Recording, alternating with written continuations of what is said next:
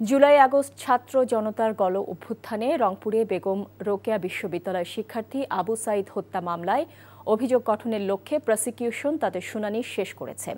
আগামীকাল এ বিষয়ে আসামিপক্ষ তাদের বক্তব্য উপস্থাপন করবে। এর আগে সকালে এই মামলায় মোট ৬ আসামিকে ট্রাইব্যুনালে হাজির করা হয় এবং তাদের উপস্থিতিতে অভিযোগ গঠনের শুনানি হয়।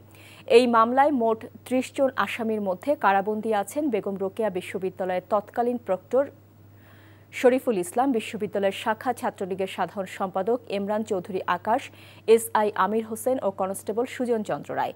গত ৩০ জুন এই মামলায় অভিযোগ আমলে নেয় আন্তর্জাতিক অপরাধ ট্রাইব্যুনাল ২। সেদিন পলাতক আসামিদের বিরুদ্ধে গ্রেফতারি পরোয়ানা জারি করা হয়। এছাড়া সাভারে ৬ জনের লাশ পোড়ানোর ঘটনায় দায়ের করা মামলার অভিযোগ গঠনের শুনানির জন্য আগামী ৭ আগস্ট দিন ধার্য করেছে ট্রাইব্যুনাল। বান্ডেল থাকলে প্রতি সেনমানিতে টাকা বাঁচবে। বিকাশ সেনমানি বান্ডিল কিনে জিতুন প্রতি লেনদেনে।